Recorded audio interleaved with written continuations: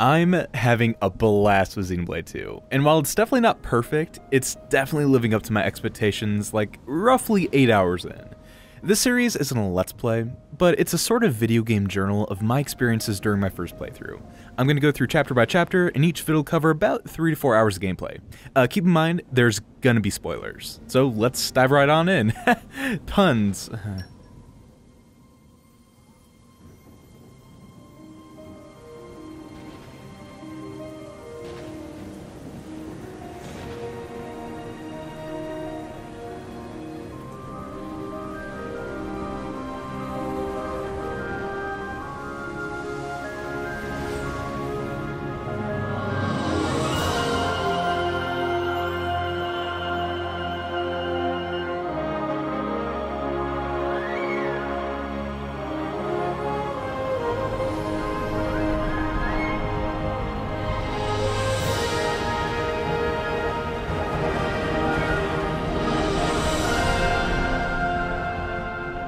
Right from the beginning, the game opens with a Monolith Soft trademarked gorgeous title screen replete with Elysium of the Blue Sky, the game's main theme, and it is so good.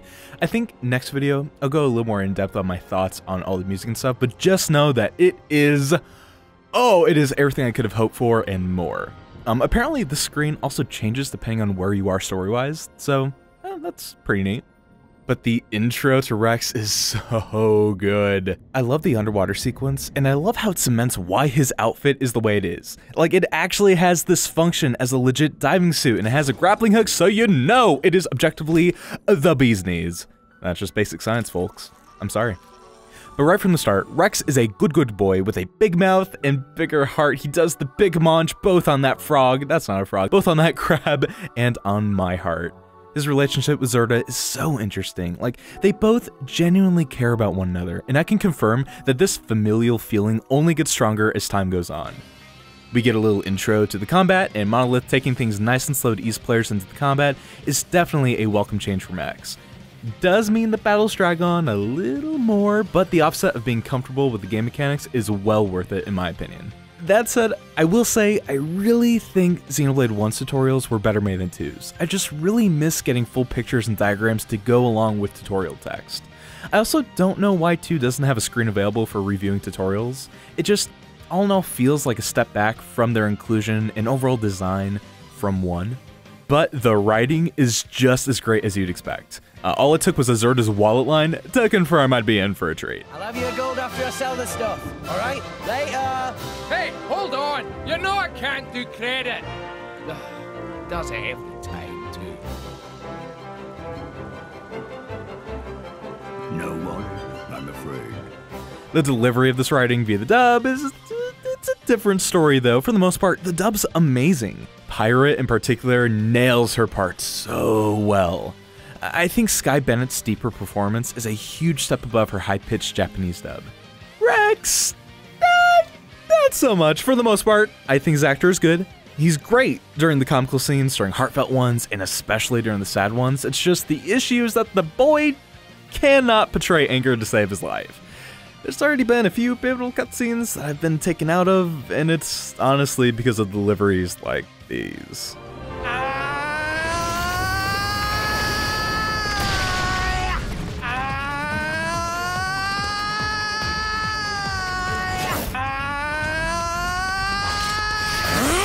Like, seriously, Nintendo of Europe, why did you reuse the same scream, and I'm putting scream in like the biggest quotes, 3 times in one scene? I don't want to make comparisons to one nonstop, but I know for a fact Adam Howden would have nailed those moments. Negativity aside though, one thing I don't get is the complaints with Nia's voice.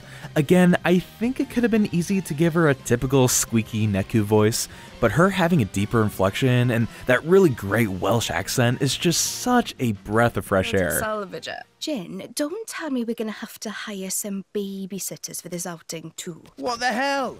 I'm also pretty sure that I'm actually in love. Like, normally my favorite characters aren't usually the tsundere ones, but Nia's quickly become one of, if not the favorite character for me. Stromark's also pretty great. I think he's a really nice balance to Nia's personality. I just haven't seen a ton of him yet to really give a full opinion on him, but he's pretty cool. The bad guys are amazing. Malice is like Mallows is such a big problematic fave, and I love him so much. Oh, he can def scream too. This kid has made himself the Aegis' driver! Mama. Jin's a badass, and something about him not having a blade is really troubling to me. My prediction is that he is a blade, and his driver is either missing, or maybe he's in some kind of captivity thanks to Pyra, because we definitely have seen that they have some sort of established history from like 500 years ago, but we'll see in time how that prediction holds true. I'm wanting to use this video series as this sort of diary-esque thing to make predictions and stuff, and then see how accurate I was, because the Lord knows these games are all about them plot twists. So, and knowing me, I'm probably not going to observe or notice like anything that I'm supposed to. So I'm probably going to get just bamboozled by all the twists. There's definitely a lot of foreshadowing already happening within these 2 to 3 hours that I've played of this section. And I'm getting the feeling that this game will be just as satisfying as Xenoblade 1 to piece together all these different moments of foreshadowing. So far, the world design seems super on point. The series of light platforming makes a triumphant return, and it's never been more satisfying thanks to this new treasure trove mechanic. It kind of feels like a more fleshed out version of X's field skills. The Argentum Trade Guild is the first world you get to explore. It's small, but really is an awesome tutorial level. I really dig the place's aesthetic. Plus, it's basically bursting at the seams with Napon, so you know this place is my jam. How can that be? The game's packed with all sorts of little nods and references to past games, and naming the shady guild leader Bana is one of my favorite references so far. The guild introduces a couple side quests, which was nice because it lets you see firsthand that the game does a lot more than previous games to help you complete these things. Between the HUD markers, the specific objective markers, and the screenshots of who gives out these quests in the quest log, and what time you need to set the clock to complete these, I really think the quests are a step above both Xenoblade 1 and X in terms of accessibility.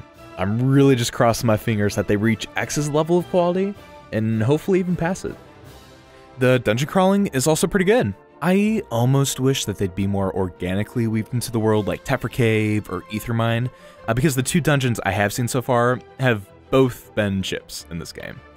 But I think it's a pretty moot point, seeing as I'm only maybe 10% into the game.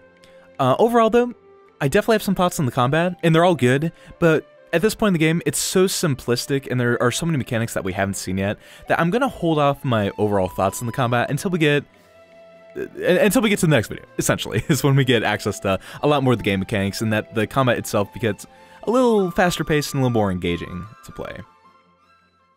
Of course, I gotta talk about the pivotal scene where Rex meets Pyra. Elysium, or at least the memory of Elysium, overall looks really pretty. I'm noticing that Monolith, instead of rendering out individual blades of grass like Breath of the Wild, just uses the same picture of grass and then kind of skews it back and forth. When the camera's leveled with Rex and Pyra, I think it looks really good. When it switches to an overhead view, not so much. The scene itself, though, is so touching. Rex's animation in particular, when realizing that Jin stabbed him, I think was the first time I really appreciated how fluid Monolith's gone with not only their overall animation, but also with expressing their characters' emotions using their faces. I'm also really scared about my sweet baby boy Rex. Oh, if Pyra's given him half her life force to live, I feel like he's gonna have to sacrifice himself at the end of the game in order to give Pyra her full strength back and defeat whatever the main bad guy becomes. Total speculation on my part. But I just feel like there's something real tragic waiting for Rex because of this setup.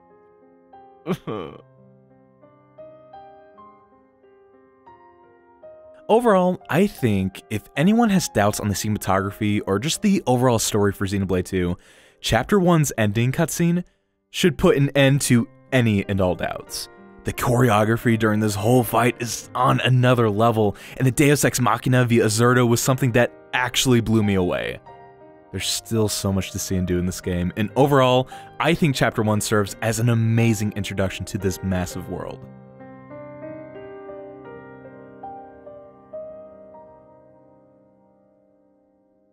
Just as a reminder, even though I am nitpicking, that's exactly what they are, just nitpicks. Overall, I'm so happy with this game, and I'm so excited where it goes to next, and I hope you're excited to retroactively re-explore with me. Man, a conceited way to say, hey, watch the next video.